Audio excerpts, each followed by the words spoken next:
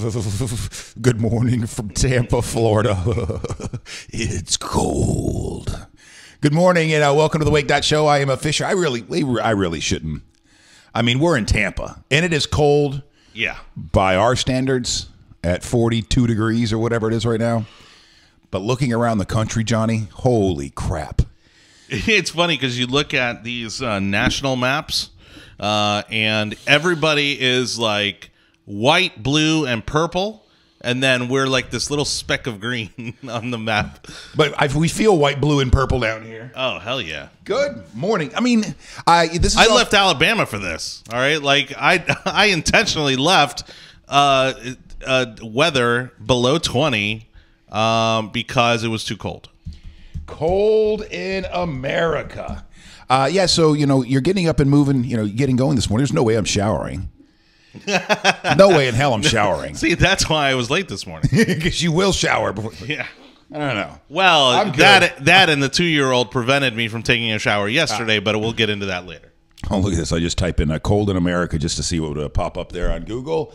And the first thing that pops up is 12 degrees in Washington, D.C. Look, if I'm putting myself through 12 degrees, I better be snowboarding, okay? Yeah. I better have a board strapped to my feet because that's the only way I'm tolerating that kind of weather. And, it makes me think of all of our friends and family and whatnot up north. How you guys do it, I have no idea because I'm born and reared in this fine state. So my experience with snow is very limited. I think I've seen snow 3 times in my entire life. The first time I saw it, I think I was 30, 29, 30, somewhere right around in there. The first time I ever saw snow, and it was just, an inch or two. But to see these, the videos over the past week and what you poor bastards are doing, having to go through up north. I don't know how you do. I don't know how people live in that. People, I get up this morning and it's, 41 degrees and I'm thinking how cold this is. And I can barely, get myself bundled up to get into work. And then I'm thinking, what do you do when it's 0 degrees and there's 3 feet of snow, 4 feet, 6 feet of snow on the ground?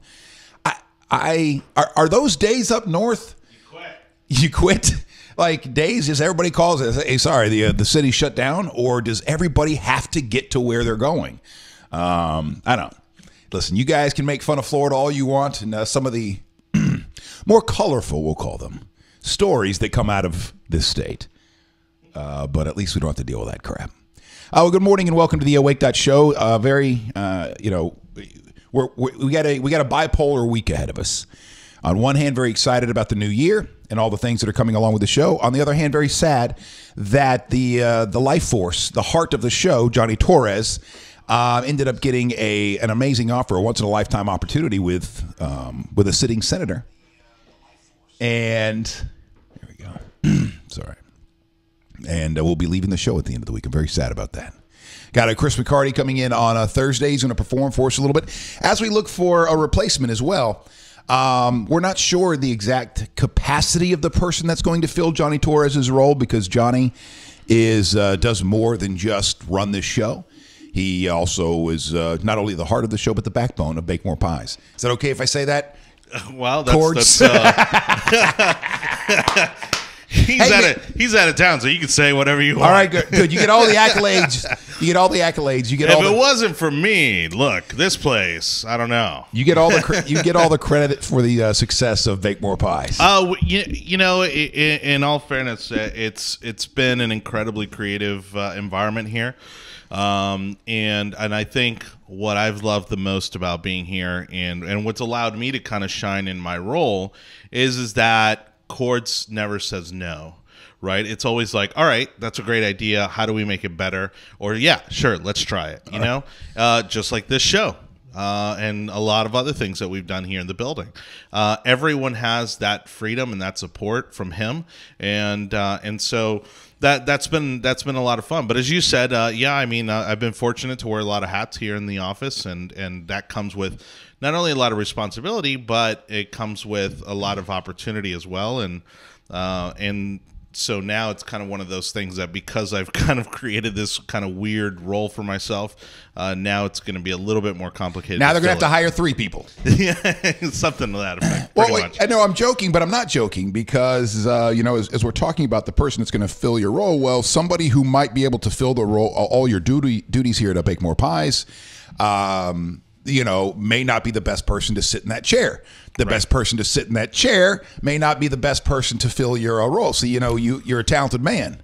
Well, thank you. Yeah, I mean, it's a very different. And good luck. And they're stunningly two very handsome. different skill sets. And stunningly handsome. Let's not forget about that too. It's the sweater. So it is going to be a short week around here, and before you know it, Jonny is going to be off to serve our community, serve 6 counties here in the Bay Area for the Republic, or for Marco Rubio, not the For the Republican senator's Party. office. Yeah, the senator's office. It's not a political role. All right, let's get to stuff you should know. By the way, Sarah checking in from Apple Valley. And that's in Minnesota, right? Yeah, -10. I don't think anybody's going to beat Sarah today. Sarah, are you up? Are you? Can you chime in? Can we call you? I want to FaceTime. Oh yeah. Or I want to Messenger or Mevo, whatever we do, or Mevo. Yeah. And especially if she's home and can show us what -10 degrees looks like out the window. I was getting ready to throw out phone numbers like we have phone numbers. 866. No, wait, that's not. That's a past radio station. All right, stuff you should know for the new year. Tuesday, January 2nd. 2 teens were shot and killed last night after a teen night at The Club on North 50th Street in Tampa was shut down early due to fighting inside. Deputies found the victims, a boy and a girl, in a car around 11:30 p.m. and are still in the process of identifying them. Senator Al Franken will officially resign today. Nearly a month after announcing he would leave office over sexual misconduct allegations, Franken announced he was leaving the Senate after more than a dozen women alleged he touched them inappropriately or made unwanted sexual advances. More than a dozen. Holy crap. Yeah. Many of the accusations refer to incidents that occurred before he was elected in 2008, however. And we got a story that we're going to get to a little bit later on in the show. And it has to do now that we've entered this era of holding people accountable for sexual harassment and worse. There's now a, what do they call it, cottage industry. And that is people who are looking to take advantage of this monetarily and politically. We'll get to that story coming up a little bit later. For those of you here in the state of Florida, congratulations on your minimum wage hike. Slight increase to minimum wage is among the new laws that went into effect yesterday.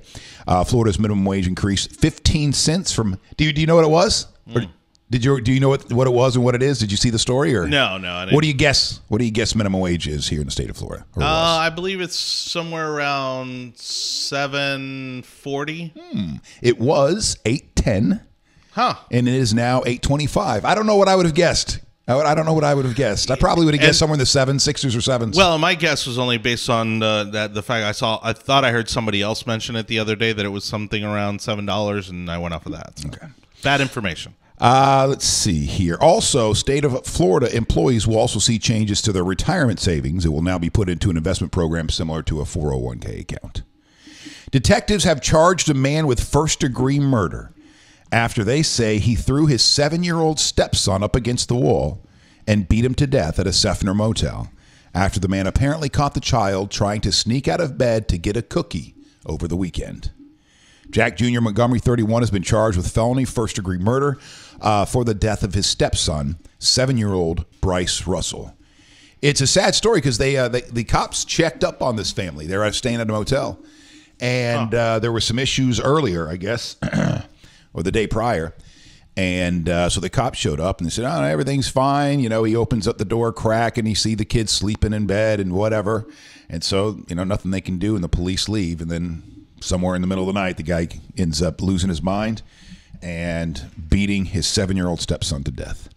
Police are on the lookout for a serial puncher. It started 1 week ago when 2 Walmart employees in Lake Wales were randomly attacked by a young black man who came up behind the 2 employees, hit them, ran off. Days later, he did it again at a Haines City CVS. How do we know it's the same guy? Security cameras. He attacked 2 people there, then took off. Police are looking for Dante Sean Johnson. So they know who the guy is. But have you seen these videos online? I wonder if this is the inspiration for this guy. This has been an ongoing thing for a long time, I think. Right. where these guys will, usually younger men will videotape themselves just walking up to random people, knocking the shit out of them, and to just punch. I mean, these people have no idea what's like. Hey, how's it going? Whack, punches them right in the face, and then takes off. No one won the Mega Millions jackpot on Friday, which means that tonight's drawing is worth an estimated $343 million. Residents of 44 states plus Washington, D.C. and the U.S. Virgin Islands can play for the 8th highest payout in Mega Millions history. Not rich enough for your blood? Well, then try the Powerball. That is Wednesday, and it's up to about $440 million. $343 million and $440 million. Holy crap. And that's stuff you should know for Tuesday, January 2nd. Brought to you by... I just want to put you on the spot. I wasn't fair. I shouldn't have done that. But because I know it's your last week, you got a lot of stuff going on over there. Brought to you by the Florida Lottery, because gambling is bad unless it pays for education. Great one. Did you see that story? No, I just totally that was off the top of the head. The woman that constantly she's an activist against gambling. Okay. I guess they did a little background research on her. She won like $25,000 in one lottery thing, and she's she's played. They caught her. I wonder if I could look that up. I should have pulled that up. On the way in this morning. Let's see, what do I type in here?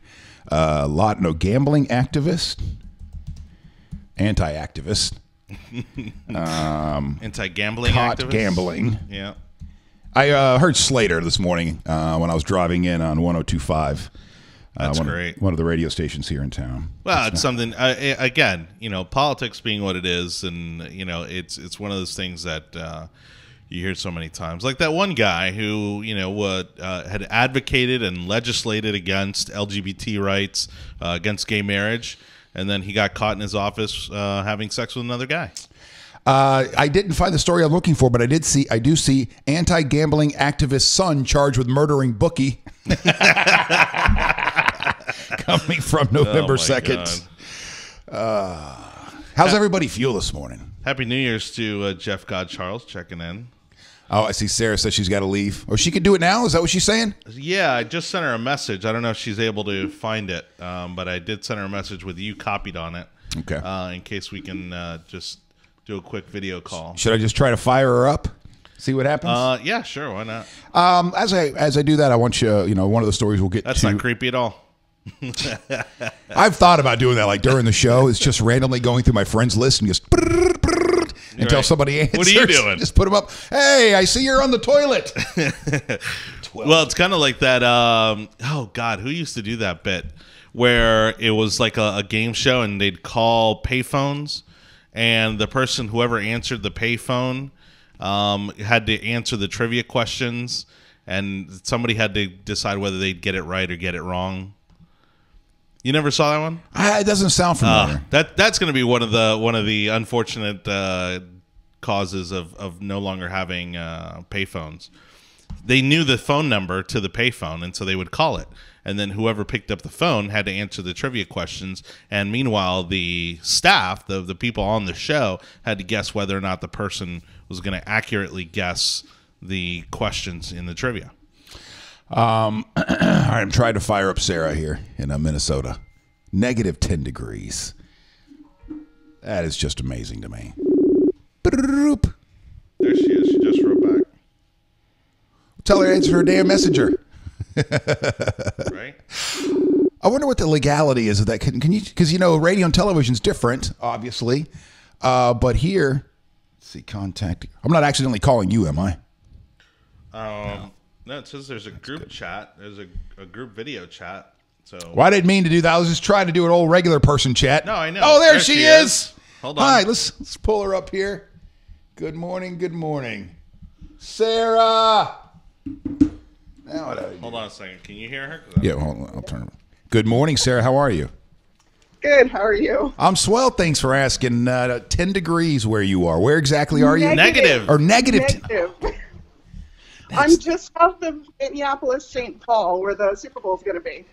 Well, of course it is. What kind of is there snow on the ground? Yes, a little bit. We didn't get a whole lot. What's negative 10 degrees feel like when you walk outside? Instant snot frozen to your face. When I'm watching these videos over the weekend of people throwing buckets of water into the air and they're freezing in the air, is that -10 or has that got to be colder than that? That might be -10. I've never actually tried it. All right. So where are you right now? I am in my house because it's warm here. Are you getting ready to show us the outdoors there? Yes, we will go outside. And Sarah, by the way, thank you so much for watching us every morning and participating in the show. We really appreciate that. Hey, no problem. I love it. Are you originally from the Bay Area? You originally from the Bay Area?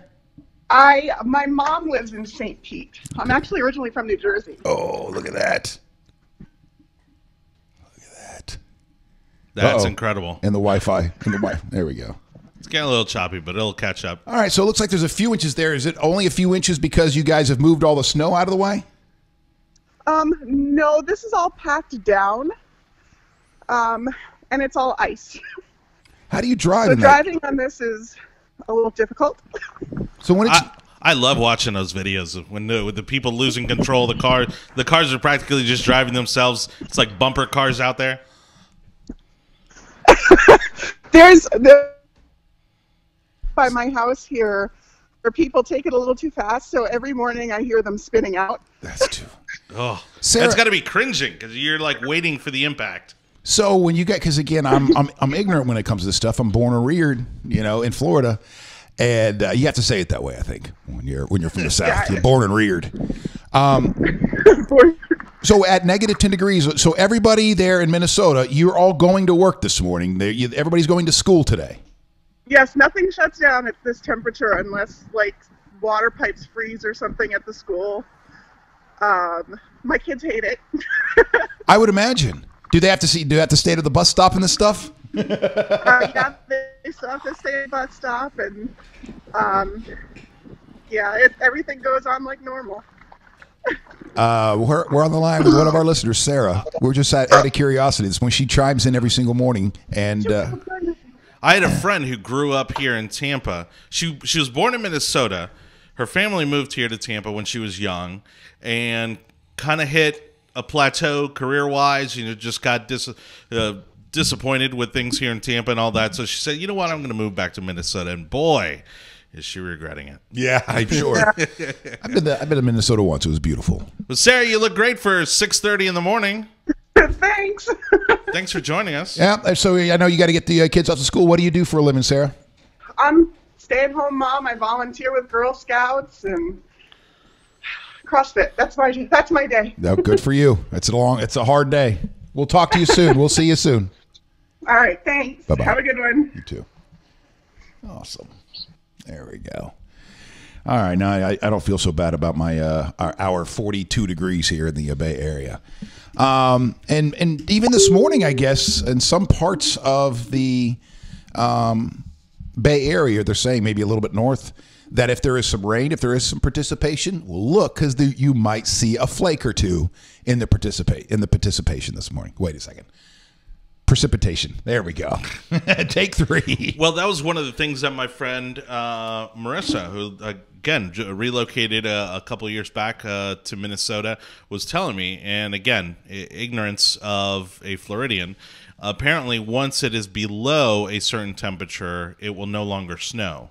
And so for it to snow, it's got to be like this kind of weird mixture of the right temperature and then precipitation, which turns into snow. And that's how you end up getting, just these boatloads of snow on the ground. But like she said, I mean, that's all ice right there. I'm glad that it wasn't this cold over the weekend. It was started getting a little chilly, but I did manly stuff. I did manly stuff over the weekend. You sound so proud of yourself. I am, man. I spent all day yesterday first of all, hung over from the night before. Oh, we didn't even talk about New Year's Eve yet, or New Year's. But hanging blinds. My wife ordered blinds a couple of, seems like months now. Yeah. Ago. They finally came in, and so my father-in-law came over, and we hung blinds, and he helped me hang the first three of them. And then from there, I did the rest. And nice. I am not, that's not my forte. No. But afterwards, you look around, the blinds are up. You've tugged on them. They're working, except for one. and you feel like you've accomplished something. You feel like you've really done something. But the day before was nothing but shoveling dirt. Now, I have an 8x10 hole in my backyard, or I did. For the deck? This was for the deck. Okay. Well, that left piles of dirt all around the deck. Yeah. And what took, 5 shovels an hour to dig, Ooh. it was just 1 shovel to spread all that sand around. Right. So yeah, my back. I'm walking like a 90-year-old today. I'm shuffling. I'm not walking. I'm shuffling. I'm shuffling around today.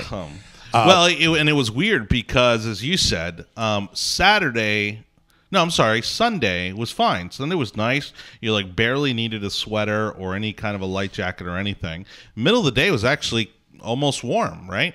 And then it's like midnight hit and the temperature just fell out. And did you go out? Did you go outside and start spitting into the wind? See what would happen? No. I want to get to some stories. Okay, so let's get to New Year's Eve. Did you see the CNN thing? I haven't watched it, but I know about 2 different CNN things that happened. So which one are you talking about? All right, the pot one. Yes. Okay. So and what's funny is I've actually met this reporter. Oh, no kidding. Yeah, she during the election, she came down and did one of these little focus groups for and there was probably about a dozen people on TV with her, and then there was probably about 2 or 3 times as many in an audience. It was over at the Tampa Bay History Center, and they were just polling people on the election. Randy Kay is her name, I guess. CNN reporter Randy Kay, sporting large marijuana leaf-styled earrings, lit a bong for a pot smoker during a live report from Denver to broadcast on CNN's New Year's Eve show on Sunday night. And Kay was also seen several times holding lit joints in the air. Now, nobody ever saw her smoke the pot or anything like that. But the video posted online shows Kay placing an unlit gas mask bong on her to her face while she is reporting from Denver, where pot is legal on the street, on a party cannabis headed to a puff pass paint. The hell? Puff pass and paint party. Is that like the wine deal like that the women are doing? Only with marijuana, I guess? I guess so. Kay then hands the bong to a man who tells Kay the bong is stuffed with cannabis. Kay is seen on air lighting the bong for the man. So I guess she looked a little messed up on TV. Like she had, been drinking or something. And so they're all speculating that she did a little puffing herself. But this is just this has become normal for CNN. And so what it seems to me is like every year they're like, let's see what we can get away with. Oh. Last year it was Don Lemon. Yep, getting hammered in New Orleans on air, which right there is violation of SEC rules, right? I don't think you're allowed to be drunk while they're cable. No, but that should still fall. Nope. Doesn't fall under FCC guidelines. That's why South Park can say shit. Get away with some of the stuff that you can't get away with on others. Well, still, but and so I think this is just a continuation of that. Obviously, she seems the year before. Well, and she seems to be some cannabis supporter. I mean, she's got the earrings and all that, so they planned for this. Yeah, because the year before it was Kathy Griffin. I don't remember exactly what she was doing. I remember whatever it was inappropriate, or she had dropped some language that shouldn't have dropped. But yeah, maybe you're right. Maybe this is now become CNN thing that you tune into CNN on New Year's Eve to see what the hell's is going to go down. And like, yeah, just go out there and just do whatever, see what happens. I just think it's sad for a news organization to no longer be able, I think it's sad when you're not able to watch a news organization with your kids anymore, right? Like, news should be news, and this kind of thing is just not what kids should be watching on New Year's Eve. Jonny and I were talking before the show about culture in America, and also because talking about right wing, left wing stuff, and how in the end everybody wants the same thing. They want a place where America's doing well, where they can raise their families, and send them off to college and all that kind of stuff. But there are definitely people definitely want different Americas. And CNN here is appealing to, I guess, the next generation, and who's all cool with pot smoking. I'm cool with pot smoking. Sure. No, But look, I don't misunderstand what I said. I mean, if this is what they want to show on New Year's Eve, by all means, go ahead and show it. But because there's plenty of other channels that you can watch. I'm just saying that it's disappointing for a news organization. If I want this sort of thing, there are other channels I can watch. I can watch MTV. I can watch Vice. Like, there are other channels where I can see this sort of programming. If CNN wants to go there, don't expect me to watch with my family. That's all I'm saying. Yeah. Because, this is still, in the end, this is journalism. Or is it? No, it's not. Maybe that's Just where because they're a news outlet doesn't make it journalism. Maybe that's just where we are now. Is these organizations, these cable channels, they know that it's all about the ratings. If they want to sit there and just do hard news all day long, well, they're going to lose. So you got to figure out your niche. And I don't know. Maybe this is it for CNN. It just seems odd. I know that it's legal, but still, it's. Have you ever been drunk on the air? You ever do a shift where you had you came in from a... I got tipsy. I got tipsy on a show. They had Mike's Hard Lemonade had just come out, and they brought literally a bucket of Mike's Hard Lemonade to the radio station. And being the night show, there's nobody around to really say, hey, you can't do that. So, right. So I threw back a couple, and it was one of our best shows ever. But if you're doing news, you probably shouldn't, go dip into the, if you're sitting there, and you're doing your night show and, you're playing the hits on a top 40 radio station, then yeah, whatever. But if you're doing news, it just seems odd to me. And again, I am a proponent of, marijuana, but it just seems odd. But now that Jonny says he thinks this is just what they're going to do year in and year out, is put reporters out there and get them lit so that people are talking about them the next. Because look, we're talking about them. Yep, that's right. And people are going to watch. And people are going to watch to see what the fallout is from this. The terrorists won. The terrorists have won. Well, and just for transparency, I mean, a lot of the conservative circles are also trying to make a big to-do about Don Lemon kissing his boyfriend live on the air, which I think is stupid. It's nonsense. But, they're going to take issue with it. Yeah, I don't care about that. But speaking of being unprofessional, I got to turn the mirror on to myself, because I had a New Year's Eve gig as well, where I was being paid to play the music and be the entertainment. And I don't really remember the last 30 minutes of mine. So I am no one to be talking or pointing fingers at this woman. Well, you were my backup plan. I didn't get to make it out to hang out with you for New Year's Eve, but had I not had a 2-year-old at my side, my plan was to come out and hang out with you. Oh, I just didn't want to get your hopes up and then not show up. Right. Well, shoot, man. Yeah, that would have been fun, but you ended up with your little girl. Well, being my quote-unquote last week, not that we won't see each other and hang out from time to time, but I do plan on coming out to Park and Rec this week if you're going to be there. I will be at Park and Rec this week. You know what I'm not doing in January? Because, Park and Rec has a wall of beers, a wall of taps. And I make sure that I tap into that every single Wednesday.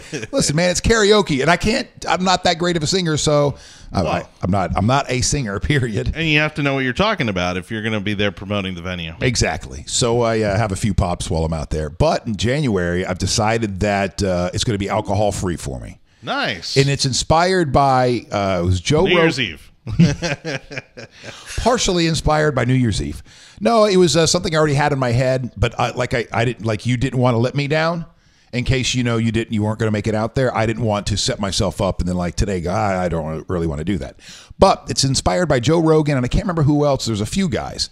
Oh, Bert Kreischer, I think, was another one that did Sober October. Okay. Back in October, and went a whole month without drinking. I don't know if they also cut out weed and stuff like that, because I know that Rogan is a partaker. Yeah. But yeah, so I'm no alcohol in the month of January. My water intake, I'm going to try to double, because I don't drink enough water. How do you do with water? So my recommendation, right currently I'm not doing very well, but my recommendation, what did help a lot, was getting one of these water bottles, 64 ounce. one of these larger water bottles that has the filter built in. So that way you could fill that sucker up anywhere and not have to worry about the quality of the water. I got it's a Brita one that I got at Target, and so you're motivated to kind of keep it full all day, and you'll just naturally drink more water than you are now. I was thinking about go ahead and getting fancy and getting one of those big Yeti cooler thermoses. Okay. And basically the same thing, but then you're like, why the hell am I going to spend? I mean, those Yeti thermoses are not cheap. Well, and you got to lug that thing around. Yeah, you're right. It's huge, but it's you also want the one with the little cup on top, like the construction workers have. Yes, that's exactly what I want. But one of the things that I always think about when I'm not drinking enough water, or you're listening to an expert on television going, you need to drink 8 glasses of water every single day and blah, blah, blah, blah, blah. And then I think about, the other parts of the world where, I mean, they're not having those conversations. Oh, no. They're lucky if they get a couple. Right. And I'm going, wait a second. I mean, if humans, in other parts of the world, barely getting any water and, they're making it, why? Well, how is it here in the West?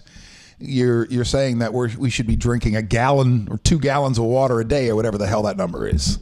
But so my alcohol intake for January is going to be 0. And I'm going to make a concerted, as I'm sitting here just pounding coffee after coffee, an effort to get more water into my body. Sure. And this is the hardest one. Oh, because it was going to come down to 2 things of giving up in January. Okay. It was just for January. Just for January, just kind of a little reset. Okay. It was either going to be alcohol. Okay. Or Diet Coke. Ooh. And there's no way in hell that I could give up Diet Coke. Really? Yes. That bad?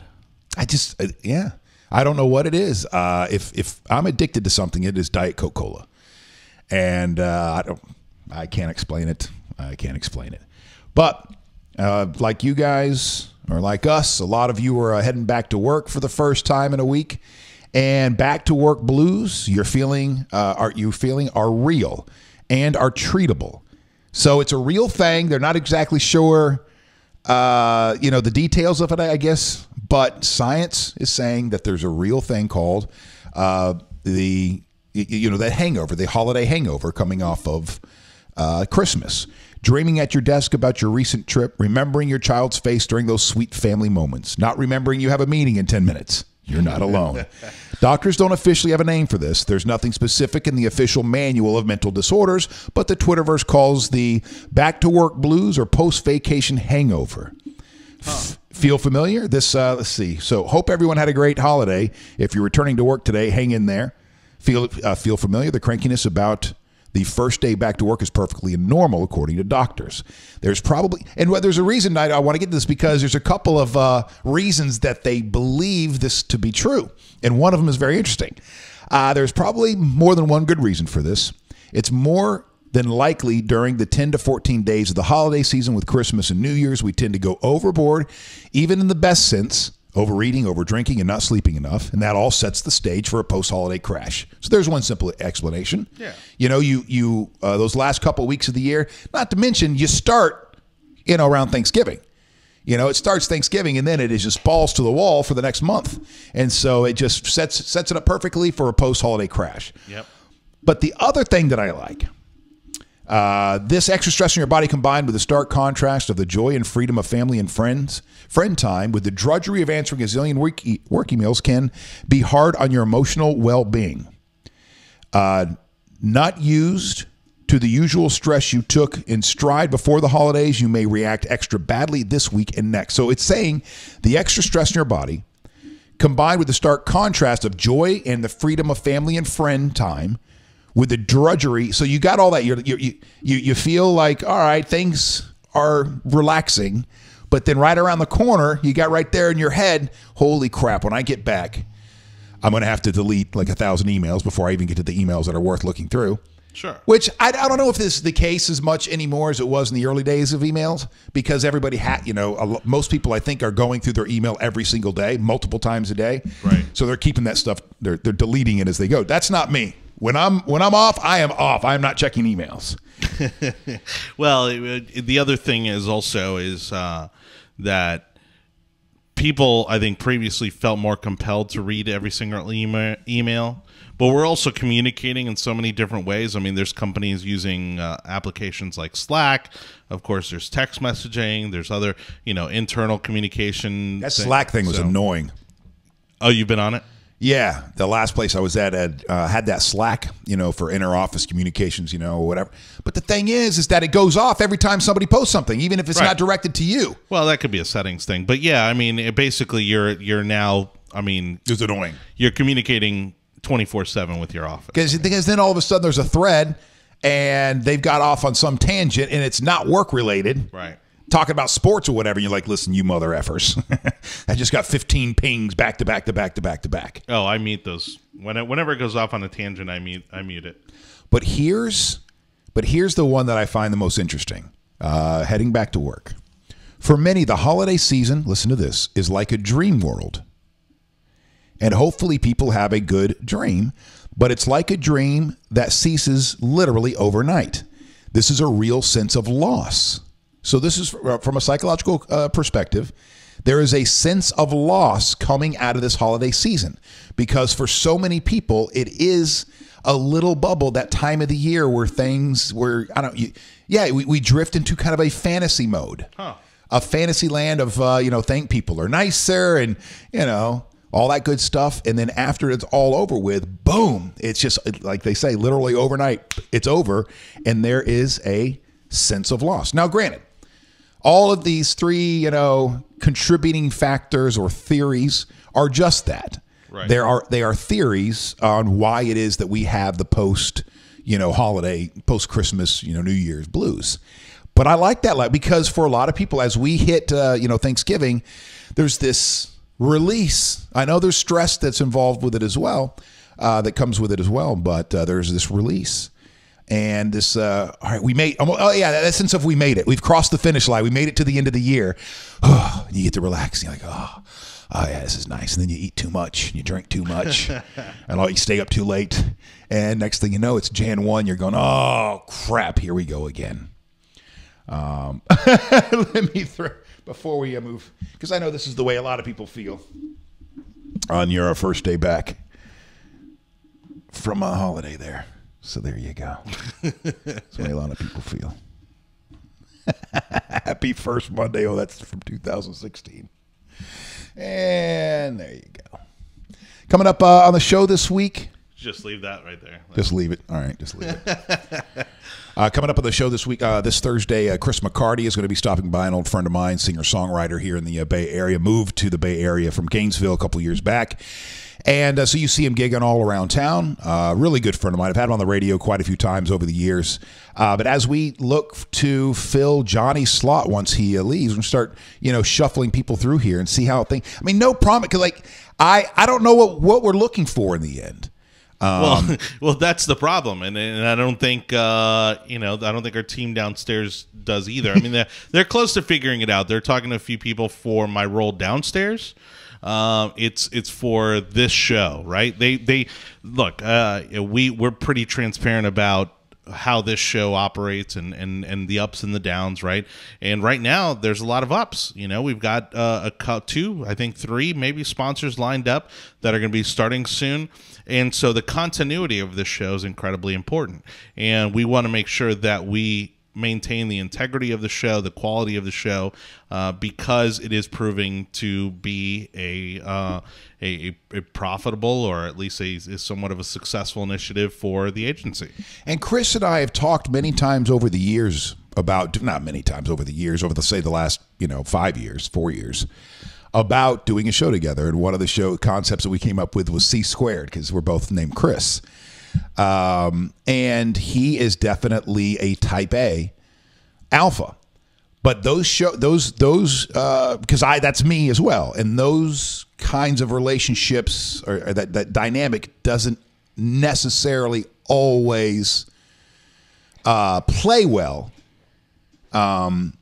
You need to have somebody that. So I don't know. I don't know how this is going to go. But he'll come in here on Thursday. He'll play some songs for us, chat it up, right, and we'll have some fun as we start bringing in more people. And another guy that I don't think I have his number because he would have called me back, I think, but I haven't talked to him in a couple of years. T.M. Powell. And I heard this morning, T.M. Powell's a local TV personality here that lost his gig a couple of weeks ago. And I want to track him down because he is another one that really brings it, on air. But again, he's a type A. Like I would almost want to develop a show around Chris McCarty, develop a show around T.M. Powell, versus bringing them in to be my partner. But who knows how this is going to play out over the coming weeks here.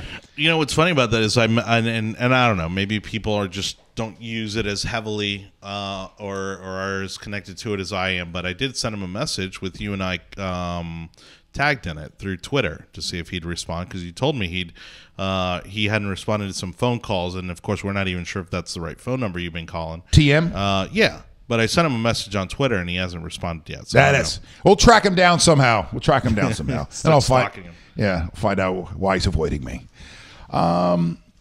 So we were talking a little bit earlier about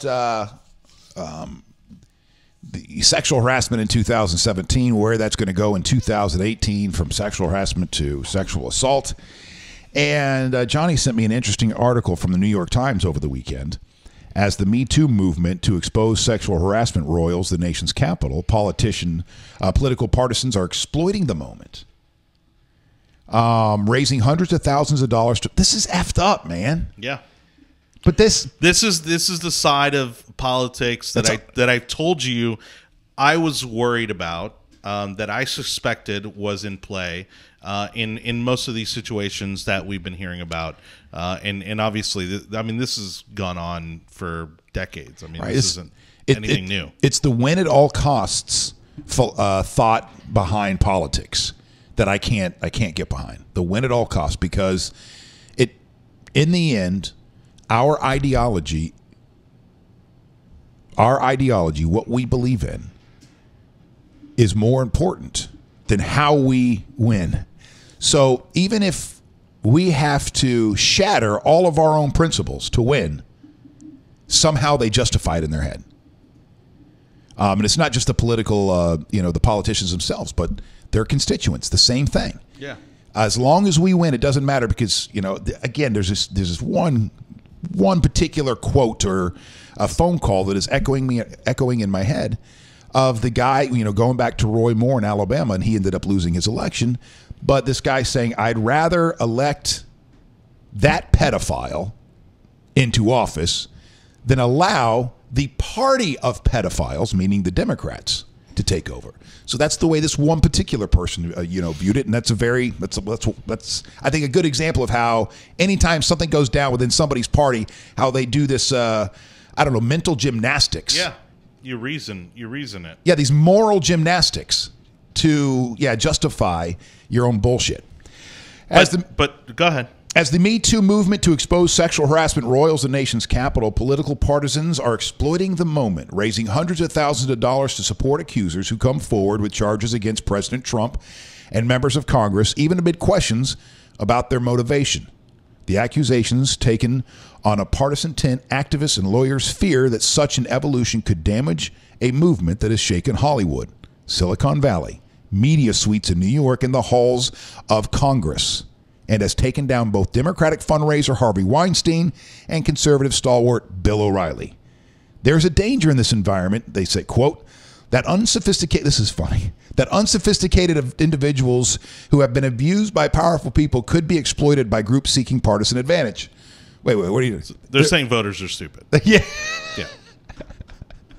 There's a danger that stupid people is what he really wanted to say. Yeah. There's a danger in this environment that unsophisticated individuals who have been abused by powerful people could be exploited by groups seeking partisan advantage or by lawyers seeking a moment in the limelight. The lawyers and the operatives behind most politically charged cases brush off those concerns.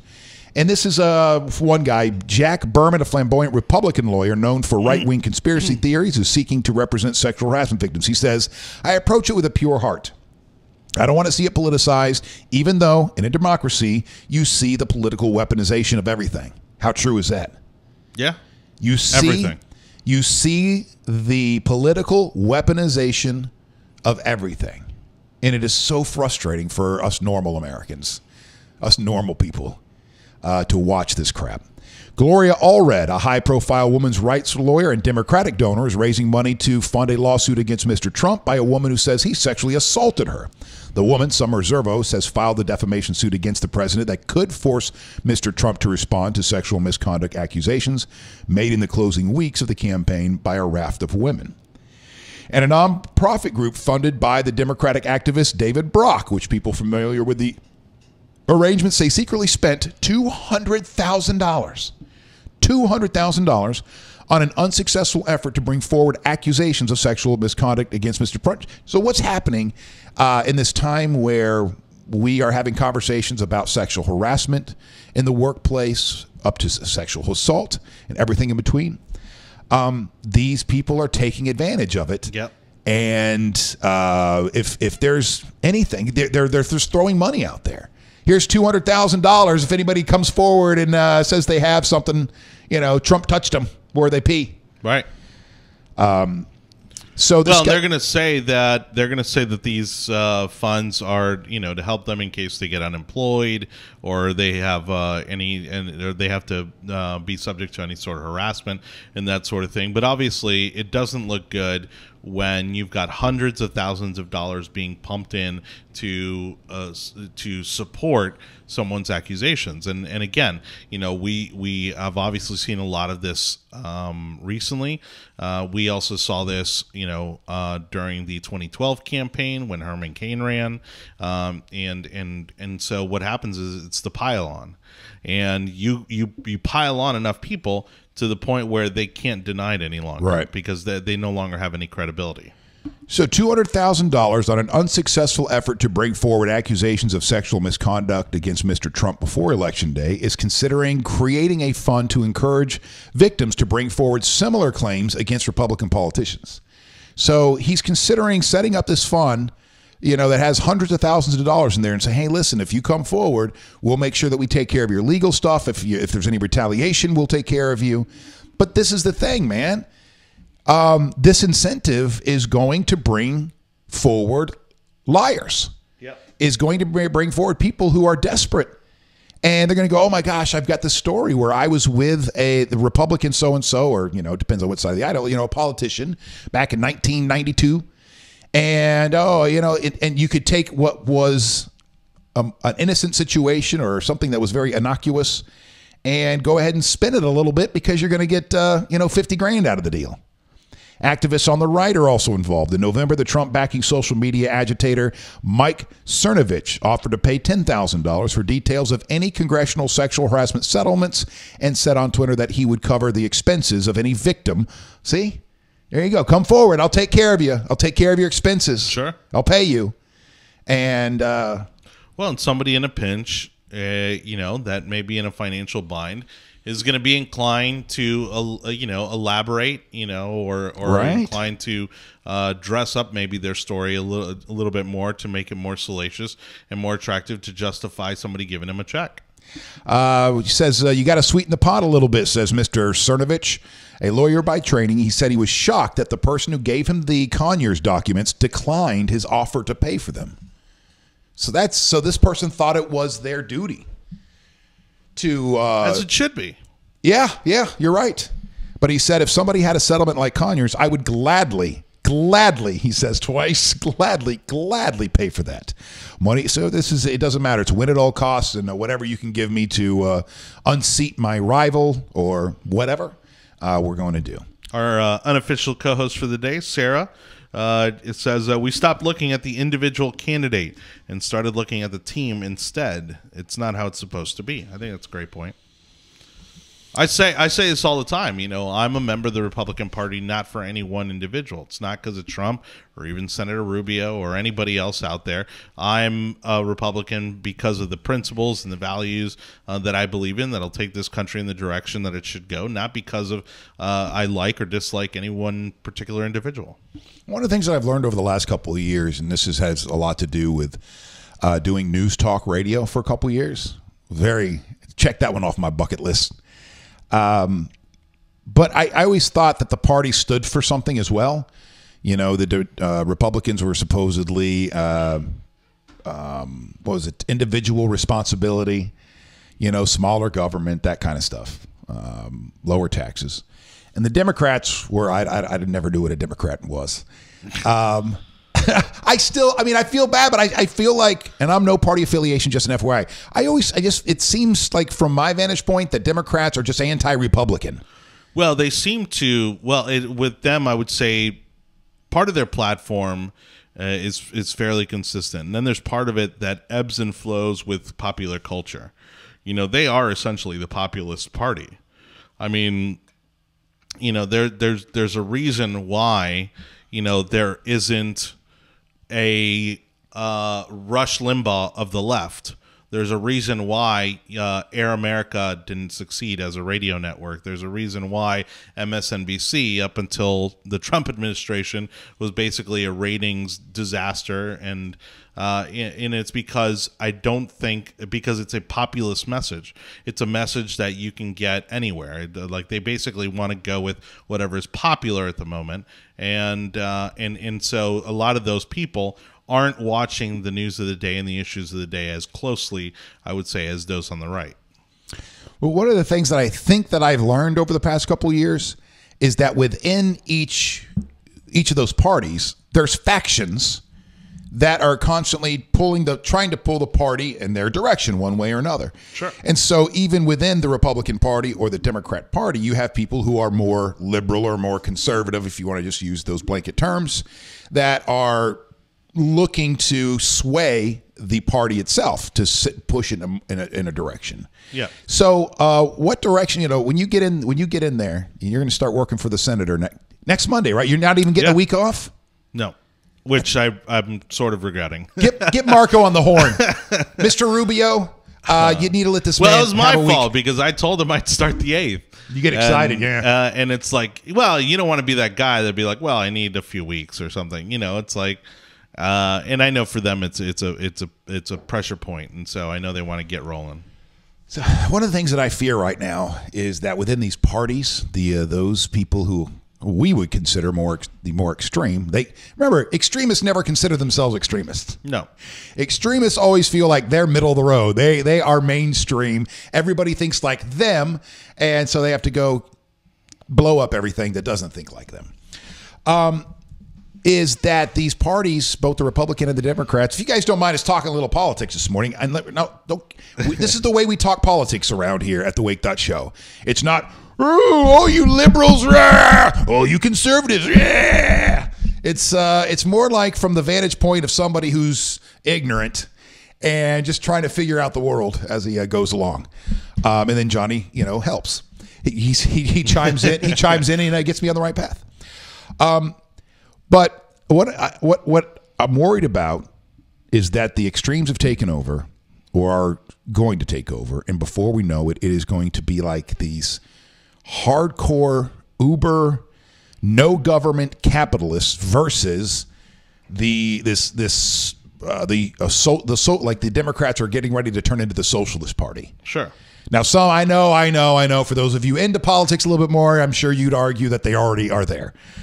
But that is not the case, and that's my fear is. And then so the problem lies in here. It's not that they've taken over, right? So the fringes, you've got the far right conservatives on the right. You've also got your progressives on the left. Okay, these are the fringes of the party. The majority of Americans are somewhere in between. Right. The problem is that the majority of Americans, right, the people that fall somewhere in between, are not the people that are getting airtime on television. These are not the people that the newspapers talk to or the media outlets talk to. This is also why the election was so poorly polled, was because they weren't talking to everyday Americans. And so. Yes, I fear the same thing because I see it both internally and externally. You see the fringes pulling the parties to their extreme.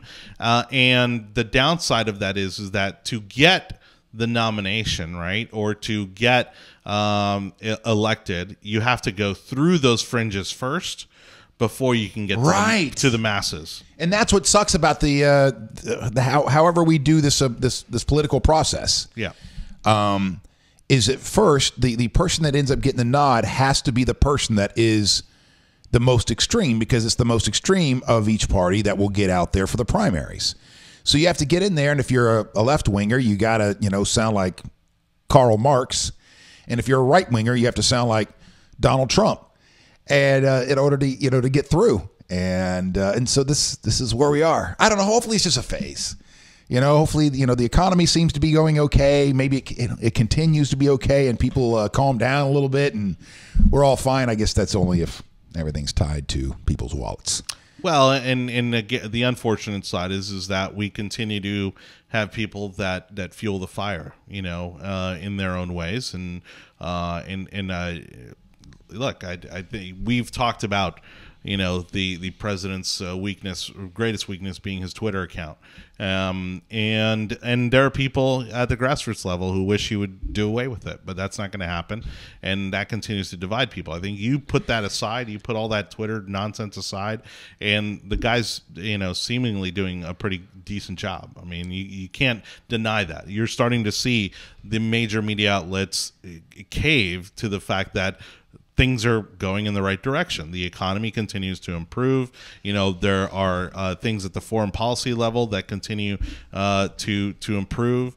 And so, but it behooves them, right? Because they're in the business of ratings, and is to stoke those fires and to sensationalize everything. As people get angrier and angrier, have gotten angrier and angrier at the media over the past couple of years. I always feel like I have to break it down and tell people why they're angry, because it's not what they think it is. They think that these news networks have real political bents and agendas, political agendas. They have some, but that's not the reason you hate the news. The reason how about this? The reason you should hate the media is no. I take it back. You shouldn't hate the media. You have to understand the media. You have to put it in its place. Correct. Because media and journalism isn't, I don't know if it ever has been. I know at one point it was a little bit more than it is now. But what I mean by that, what I mean by the nothingness that just came out of my mouth is the sensationalization of everything. Yeah. And I feel like, back in the, in the earlier days, in the 60s and whatever, there was a better balance. The phrase, if it bleeds, it leads, has been around for a long time. That's not new. Right. Right? So, when it comes to newspapers and stuff like in television, whatever those images that are going to shock you are going to be the first images that make it on television. Or I feel like there was a time when there was this balance between, hey, listen, we got to make sure that we got real news in here, and this is before cat videos. But then as you go, decade after decade after decade, and now we've entered a time where, this is one of the things, the reasons that I'm not I'm no party affiliation and I'm not associated with one of the things that worries me about the Republican Party is the I understand. I appreciate capitalism. It is a tremendous economic engine, but left unfed, I think capitalism is kind of like the discovery of the splitting of the atom. Right? What? Where? Fisher, I believe you're off on like 10 tangents right now. Can you come back to one of these and wrap it up nicely before you move on to something else? I feel like it's meaning you have to be careful with it. You have to, because on one hand, you split that atom and you can power the world. Right? On the other hand, you split that atom, you can blow up the world. So I feel like capitalism is in that same category, but sometimes when you're talking to those who are such passionate supporters of it, they act like it's some God-given, holy, sacred way of life that is the only way of doing things, and you should let it go unfettered. And look, if capitalism were not counterbalanced by at least some element of government regulation, I mean, hell, we might still have lead paint, and we might not have seatbelts in our cars, and so because it's all about the bottom line, right? And so if it weren't for the government saying, look, you need to do this for what's in the best interest of society, then I think we'd have a lot more problems here. I mean, one of the things that we ran into early with this was, and I can't remember what year it was an oil shortage or something, or it was a very cold year in America in 18 something, and Americans weren't going to be able to afford their oil in order to heating oil. Okay. So so I guess the government at the time, we went and said, hey man, you guys need to do something here, and the oil companies said nope, we ain't doing nothing. This is capitalism at its finest. Those people can die. And so the government said, all right, well, sorry, screw you then. Some things are more important than your bottom lines. Yeah. And that's when we, what's it called? Because that was, we do that now with gas oil prices. I mean, again, with a different form of oil, but we do that now with gas prices, right? So the government has oil reserves. And so what happens is that when they fear that there's going to be a spike in gas prices, to again maintain stability in the economy, the government will release millions of barrels in oil into the marketplace to stabilize the pricing, to the price of oil. And so again, it's that checks and balance. And so a reasonable Republican will tell you that it's not about no government; it's about minimal government. Okay. I want a lean, mean, efficient federal government. Because, if you have 50 states doing 50 different things, then you might as well be 50 different countries. But if you can get 50 states on the same page, moving in the same direction, working towards the same goals, then you are a force to be reckoned with in the world. Yeah, the only catch to that is that there are certain things that where it does benefit you to have 50 states doing 50 different things. Again, Florida, very different from, let's say, Oregon, right? And so there are certain things economically, in terms of education, there are certain factors that can only be managed at the state level. This is why education is such a hot button, right? And I think Republicans, rightly so, believe in the abolishment of the Department of Education, because you cannot control educational curriculum as an entire entity. You need to have that local control at the state and local level, because all the economic factors that go into that. Yeah, but there's got to be some fundamentals. There's got to be some basics, some fundamentals that we all agree on, right? That we're all on the same page with. Well, that's essentially the role of the Department of Education. It's just gotten away with that, and it's gotten bloated and over budgeted. But fair enough. But this is what those in all due respect, this is what those Republicans and libertarians do. Is something gets a little bloated, instead of going, hey man, let's bring back the bloat. No, we'll use this as a good opportunity to try to get rid of stuff. And try to get rid of the EPA, to get rid of these regulations. Well, it's kind of when we're looking at the net neutrality bill that was just repealed, right? People are freaking out about the net neutrality bill being repealed. Well, guess what? We had the internet for 30 years without net neutrality bill being in place, and it was working pretty damn good. So why not let the system do what it's intended to do, rather than to bring in a huge government oversight element to it and really stifle it, right? Or some people would say stifle it. I guess the reason that they did that, and I don't know if it was good or if it's bad or how this is going to play out, but is because those in charge at the time were looking at the internet like a utility and going, this is essential even for the poorest of Americans, and we got to make sure that this stays open and free to everybody for as long as possible. So the argument, I guess, was we should put this in the same category as a utility and let the government take over and all that good stuff. Of course, Republicans see it very differently. No, this is where you need to get your GD hands off of it. And let this play out. Let it do what... Yeah, because by treating it by a utility, you create the same system that we have now when it comes to our electricity and our water, and in some cases even our waste management, right? You have one or two companies that provide the service, and that's it. There's no competition. There's no checks and balances. There's no competitive pricing, because these companies have pretty much got it locked down. In fact, I would say the net neutrality probably lent itself to the rapid expansion of Comcast and the juggernaut, the media juggernaut that it has become, where it now owns NBC Universal and it owns all these other media entities, so much so that it is, it just created this now multinational corporation that really, I think, benefited from the regulations that came along with net neutrality.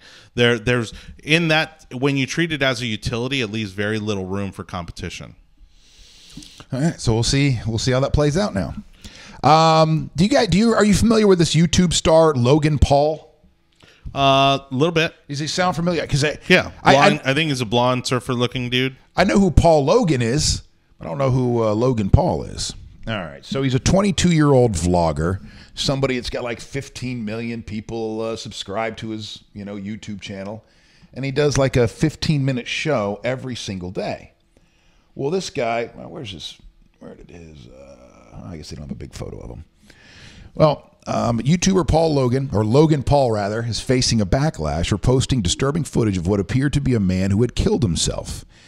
22-year-old vlogger shared the now deleted 15-minute video titled "We Found a Dead Body in Japan's Suicide Forest." You familiar with this suicide forest, Johnny? No. There's a forest in Japan that is, I guess people go to kill themselves. It's supposed to be haunted and all this stuff but I want to look up the place in the world where the people commit the most suicides, because this is second on the list. It showed Paul discovering the young man in this forest in the slopes of Mount Fuji in Japan. The forest is the world's second most popular suicide location. All right, I'm sorry. Before we move on to the story, I have to Google the most popular suicide. Is it a destination? Do you go to these places? Most popular suicide. Welcome to the Wake.Show, where we pick all the light news of the day. Hey, nothing better to start your 2018 than looking up suicide locations. In the world. Kim Randall would be incredibly disappointed in us right now. I'm sorry, Kim. You're right. Let's see here. The following list, the most popular sites in the world. Let's see. Some of the sites listed had installed suicide barriers and other precautions, such as crisis hotlines phones. Exact numbers of victims are sometimes difficult to determine, as many jurisdictions and media agencies have. All right, so locations by most popular locations. Here we go. This is saying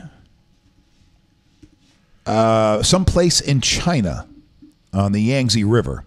Nanjing Yangtze River Bridge, Nanjing, China, more than 2,000 suicides from 1968 to 2006.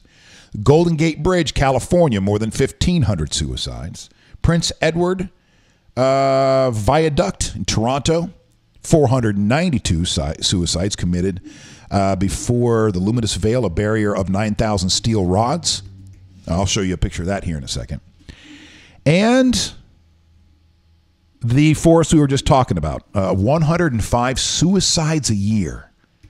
But it's not giving me, right here in this encyclopedia, or Wikipedia page, it is not giving me, hold on a second, the exact list, because they're saying it's difficult. But here is what they did in Toronto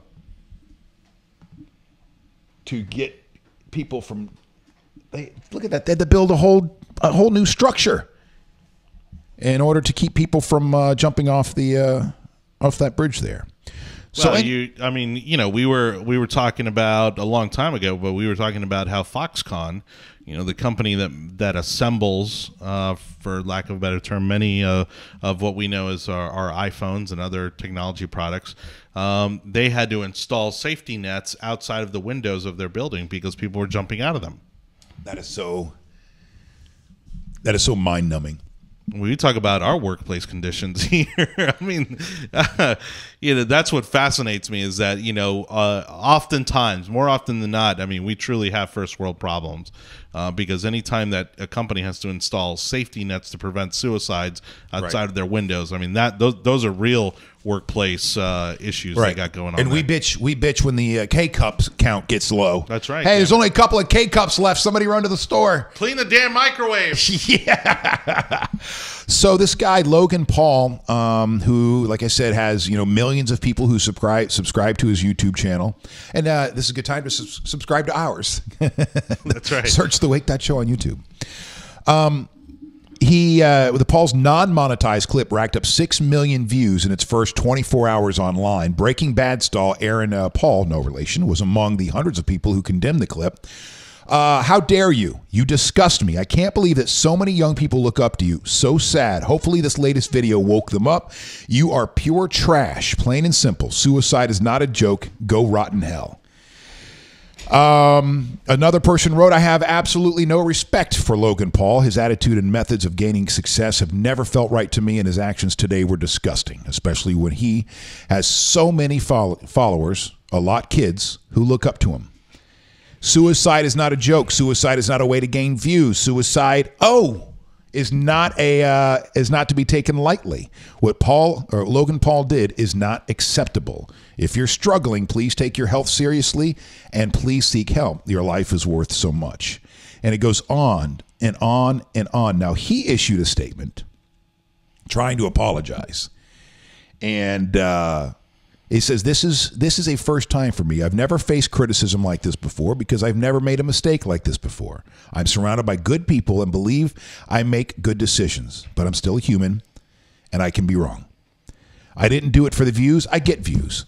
I did it because I thought I could make a positive ripple on the internet, not cause a monsoon of negativity. That's never the intention. I intended to raise awareness for suicide and suicide prevention while I do this shit every day. I've made a 15-minute television show every single day for the past 460 days. That's all we need to do. We just got to make sure that we do one of these shows every day for 460 days. That's it. Make sure you include one, and include dead bodies. Become millionaires. And then then you and I will be. I don't know why you're going into the public sector, sir. No, YouTube's where it's at. Yep. One may understand that it's easy to get caught up in the moment without fully weighing the possible ramifications. I'm often reminded of how big of a reach I truly have, and with great power comes great responsibility.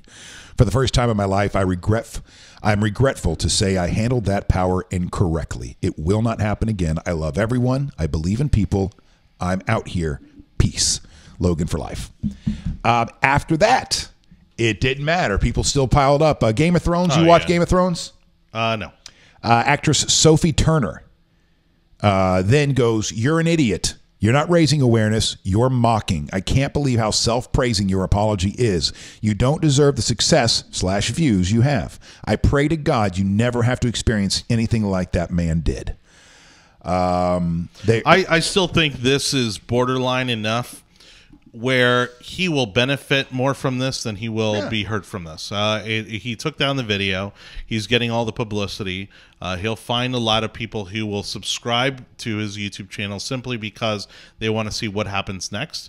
And so at the end of the day, this still ends up being a win for him. Yeah, you're exactly right. We don't need that bridge picture anymore. It's stuff you should know. Yeah, I mean, I sent you a link to a story with his picture on it, but I don't know that it's even necessary. Okay. Let's get to stuff you should know for the second day of 2018. 2 teens were shot and killed last night after a teen night at The Club on North 50th Street in Tampa. I wasn't allowed to teen nights when I was growing up. I wasn't either. Yeah, there was no way in hell. There was a couple of those. They were big, too, in Miami. They were real big. They were big in Orlando, too. Especially over the summer. And some clubs on a Monday or a Sunday or something like that, they would not normally have people in there, so they turned them into teen nights, try to make a couple extra bucks. I never, ever have gone to a teen night. Maybe I should now. Anyway, 2 were shot. They shut down this teen night for fighting. At about 10:45, the deputies found the victims, a boy and a girl, in a car around 11:30. And as of this morning, they were still in the process of trying to identify one of them. Senator Al Franklin, nearly a month after announcing he would leave office over sexual misconduct allegations, will be leaving office today. He announced after a dozen women alleged he touched them improperly or made unwanted sexual advances. Many of the accusations refer to incidents that occurred before he was elected in 2008. Listen, man. Touching somebody inappropriately, improperly, illegally, that's one thing. Unwanted sexual advances, how is this part of the conversation? I guess because it's all, if there's a spectrum of it, the unwanted advances are way down at the bottom of this spectrum, you know? Well, and throwing the word sexual in front of it obviously gives it a much harsher connotation. But I mean, you know, that can mean anything. Yeah. A slight increase in minimum wage is among the new laws that went into effect on the first day of the 2018 in Florida. Florida's minimum wage increased 15 cents from $8.10 to $8.25 an hour. Florida's among 18 states increasing their minimum wage. State of Florida employees will also see changes to their retirement savings. It will now be put into an investment program similar to a 401k. Detectives have charged a man with first-degree murder after they say he threw his 7-year-old stepson against the wall and beat him to death at a Seffner motel after the man apparently caught the child sneaking out of bed to get a cookie over the weekend. Jack Jr. Montgomery, 31, has been charged with felony first-degree murder for the death of his stepson, 7-year-old Bryce Russell. This is obviously a very tragic story, and the cops even made a welfare check. They even showed up. I don't know if it was a welfare check, but they even showed up at this hotel room before this went down because there was complaints. Yep. And the guy opened the door and said, hey, no, nothing. The stuff that those people thought they heard, I was just playing my music too loudly, and, you know, it's the music I listen to that says, hey, beat that kid. You know, one of the more popular songs out there. Beat that kid. Beat the kid. And so the cops, he opened the door, according to the story, opened the door cracked. They looked into the room. They saw that the kids were sleeping. Went, okay, and left. But then sometime in the overnight, I guess the kid tried to sneak a cookie, and the father went apeshit. Or the stepfather went apeshit, and not only started beating the kid, but Jonny, he made his siblings beat him as well. Oh. He made his siblings. Now, I guess only one of the siblings stepped in and actually, you know, hit their brother. Right. But he's been charged with felony first-degree murder in the death of his stepson. Well, and that's going to be the most horrifying part about all of this is that, you know, you've got to imagine that the mom is going to live with the fact that the rest of her life that she brought this man into her family. Although you also got to find it hard to believe that she didn't know that he was treating them this way. She was, and this is what sucks for so many families out there, so many situations that people have to put up with certain things because of financial reasons. So they're living in a motel, which tells you one thing there. And the mother is at work while she's trying to make some money while he's back at the hotel, doing whatever. Yep. And I just think about, actually, could you do me a favor? Yeah. Run downstairs. Get our guest? Yeah. Okay. All right. Thank you. Sorry, but that's why I've been a little distracted over the past couple minutes. I don't know if you've noticed or not. You're like, man, Fisher seems to be hemming and hawing a little bit more than usual. Usually, yeah, well, there's some drool coming out of his mouth, but we've all gotten used to that over the years. But yeah, we got somebody here. And the reason, and I apologize, because normally we would have Cords here, the owner, who is working, and he could help out who was ever showing up. But I realized a few minutes ago, holy crap, somebody's about to show up here and is not going to know where to go. All right, so let's look into a couple other things. Police are on the lookout for a serial puncher. It started 1 week ago when 2 Walmart employees in Lake Wales were randomly attacked by a young black man who came up behind the 2 employees, hit them, and then ran off. Days later, he did it again at a Haines City CVS. How do we know? Well, because it's the same guy in the security footage. And not only that, but the cops know who he is. His name is Dante Sean Johnson, and the cops will catch you. And lastly, no one won the Mega Millions jackpot on Friday, which means Tuesday night's drawing is worth an estimated $343 million. Residents of 44 states plus Washington, D.C. and the U.S. Virgin Islands can play for the 8th highest payout in Mega Millions history. And if that's not enough money for you, then you can just wait a day. And on Wednesday, the Powerball will be somewhere around $440 million. Jeez. Good for us. There you go. Welcome. Next up on the Wake.Show, and thank you so much for joining us and being here every single day. We stream live now, Facebook Live, YouTube, Twitter, Periscope, and then we have the audio version. If you just want the audio, it's very clean. It sounds better once it gets through Mixler than it does, live right here in the studio. I don't know. I don't understand that, but it does. And you can just get the audio version through Mixler, Mixlr, if you want to download that. Oh, I totally forgot to put the question in the comments about closing out the show. Oh, that's right. Let me see. Let me put it in there now. It's one of the things I'm going to miss the most about. That's not true. I'm going to miss all kinds of stuff when it comes to you. Cords is up and watching this morning. Yeah. Cord, you're on vacation.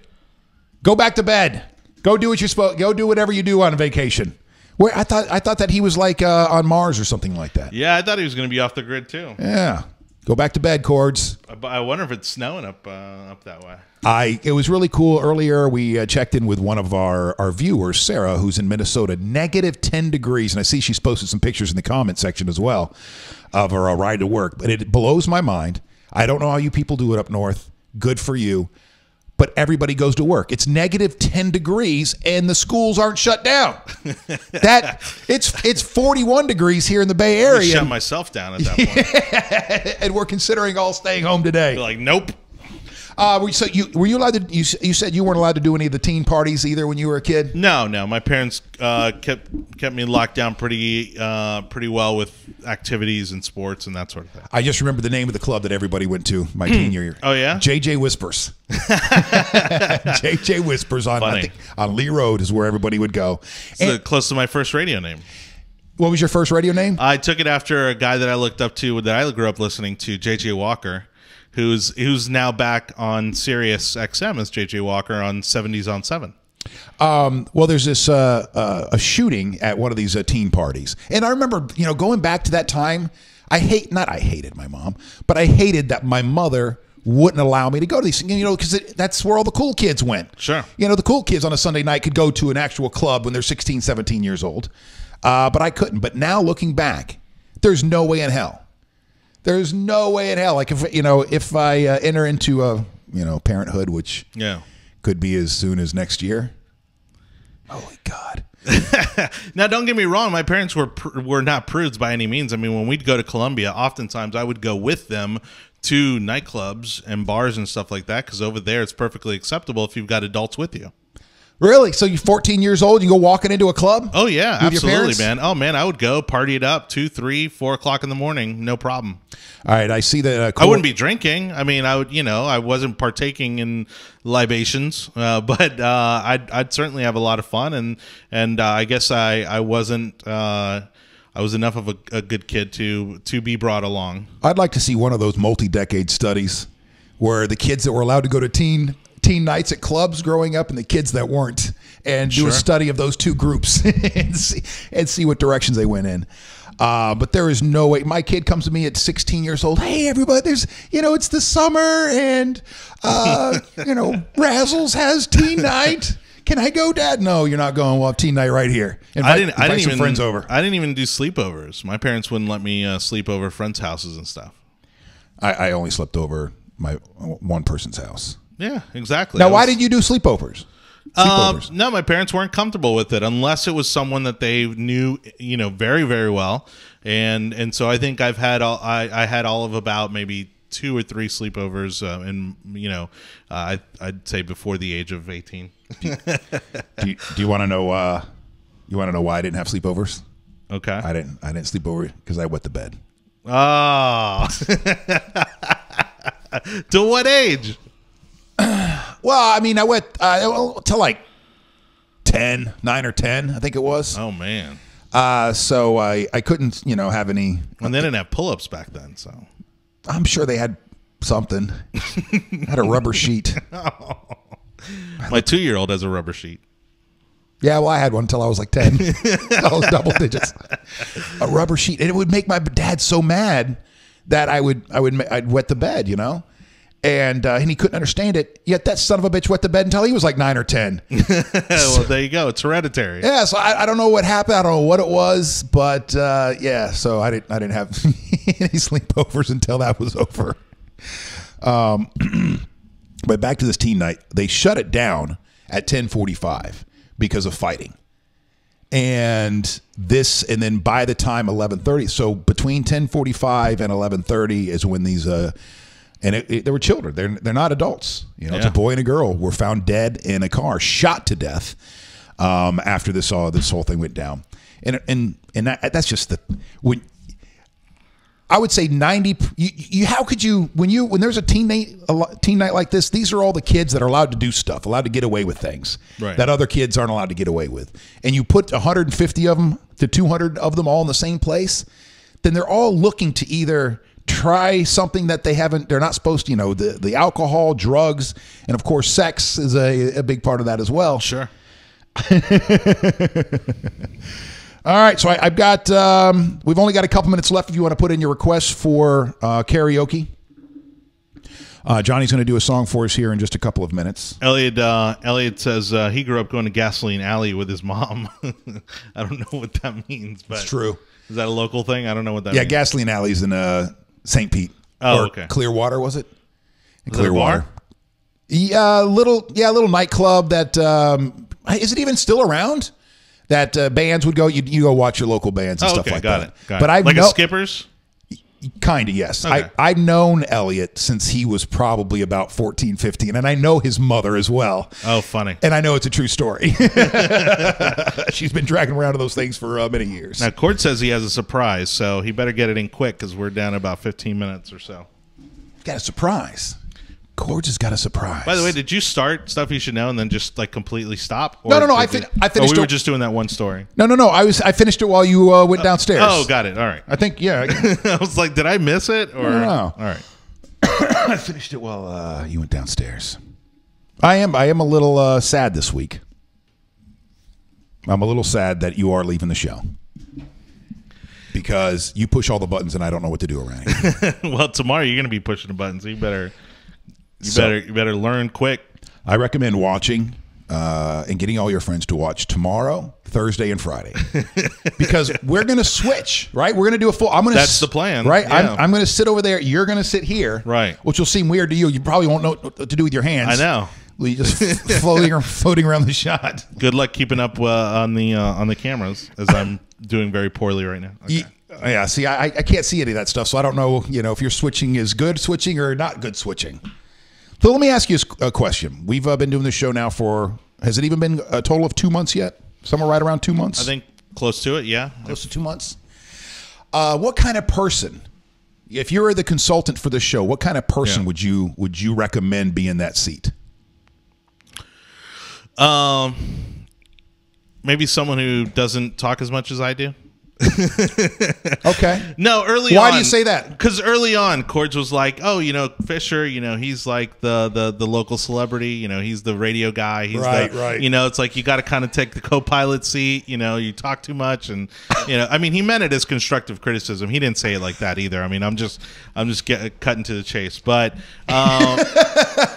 But I always think that I think personality, also having something kind of very unique, like just a very different perspective. I mean, has always been fascinating to me. That's why I've always gravitated towards shows like yours. You know, when you know you were at all the different stations you were at. You know, when you see the people that stand out, especially, you know, both of us are big fans of stand-up comedy, and so what makes stand-up comics successful, I think, or unique or watchable, is that they have a very unique or different perspective on the world around them, and I think that's what makes shows interesting.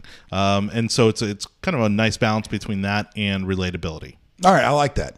And by the way, I like what you have to bring to the table. Thanks. I like listening to you when I you know, the couple times a show that I shut up and let you say something.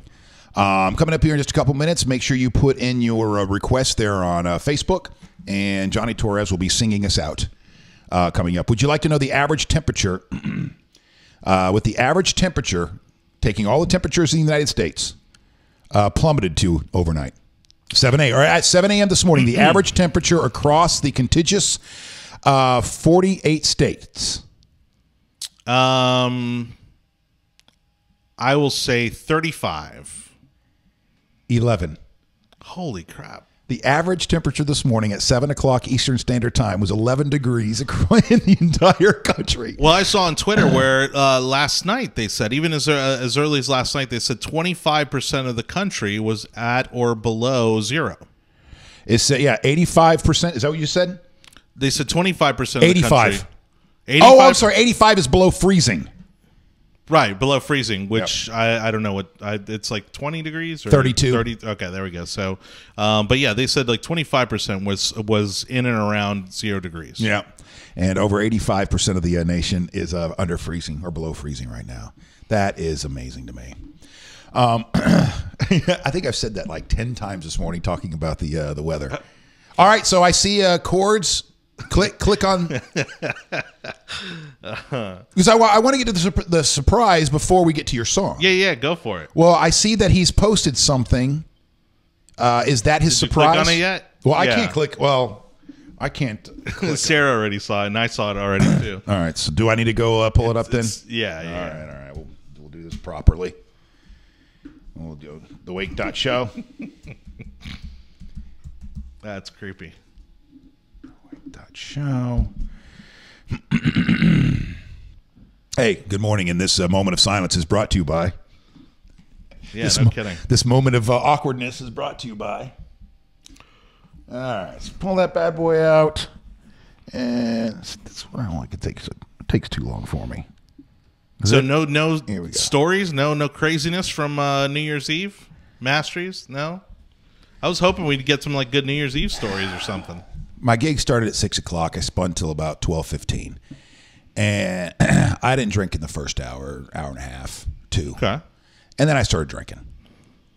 I don't remember the last half hour. All right, so What about everybody else? everybody seemed to have a good time. All right. All right, chords. Sorry, good. Oh my gosh, a lot of comments this morning. And Are you in the right video? I think No. no. Well, that's the first video. You think it would be the right video? There you go. That's the video. That's the video. Here we go. This is Sarah C. All. entertainment at its finest right here. It is. Hey, welcome back to the new year. Oh, Jesus. Should I just send you the link? I don't know. Yeah, but I do like watching me look over my own shoulder. See, I see Sarah's.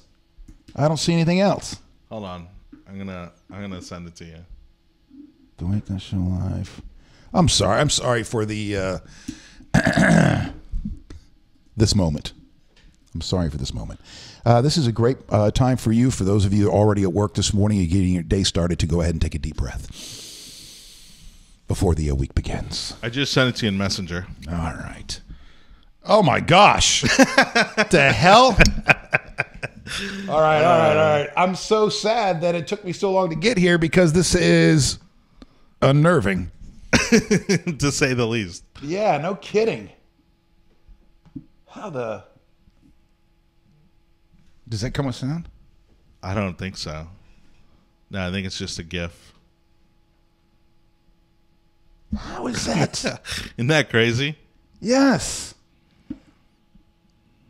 So I don't even know how I don't even do stuff like that. Hold on. I'm putting it on the screen now. All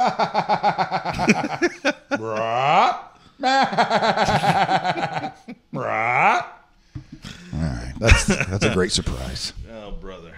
All right, sir. Any suggestions this morning? I don't think we got any. Any from you? I posted this on Facebook. And, about let's try to keep the love going in 2018. You got Nat King Cole's LOVE. Nat King Cole's L-O-V-E. We'll go crooner. Where's the crooner mic? Over here. Oh. You want to grab it? Should I bust out the crooner mic? Yeah, you might as well. Let me, of course. Oh, it's plugged in. It is. Thank you so much for watching the Wake.Show. We're getting ready to wrap things up here in just a couple of minutes, but as soon as I can do...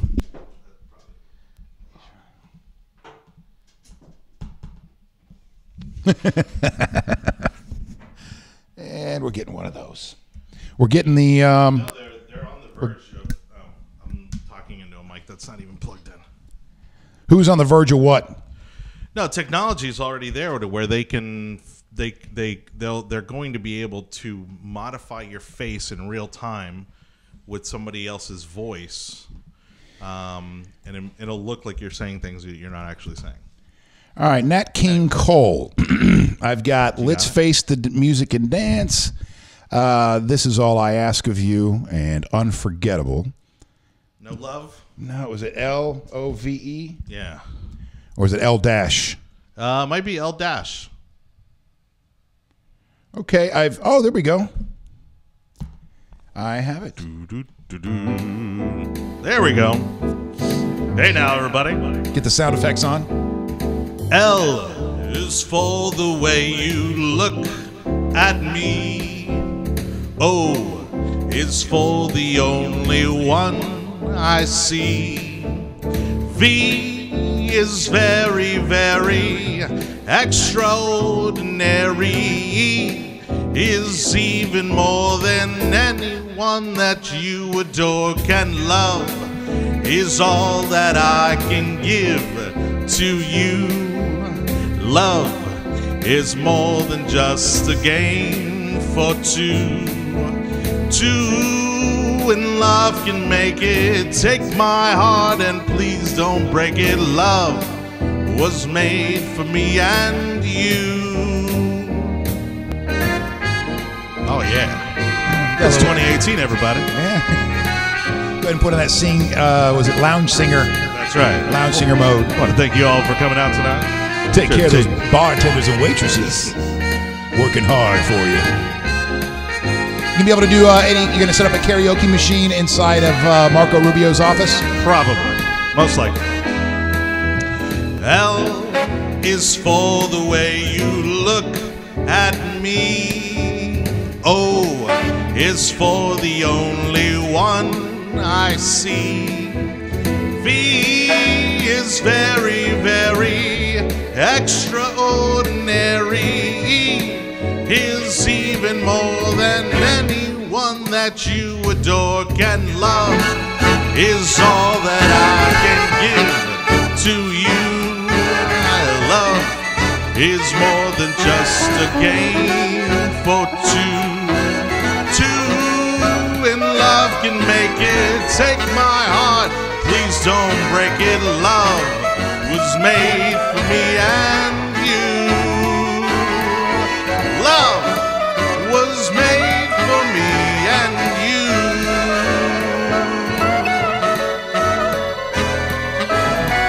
Oh, my bad. It's all right.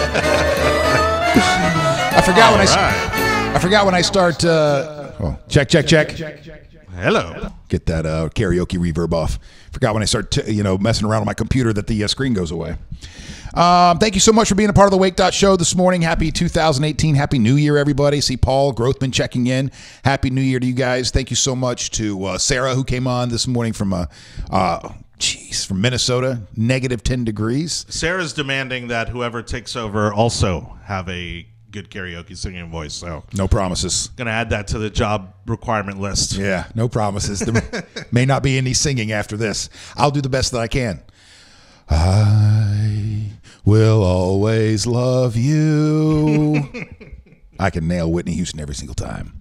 All right. Thank you for the shares and the likes. Don't forget we are streamed now on Facebook Live, YouTube, Twitter, Periscope, and the audio version on Mixlr if you want to download the Mixlr app, Mixlr. Have a great day. Be safe. Let's do it again tomorrow.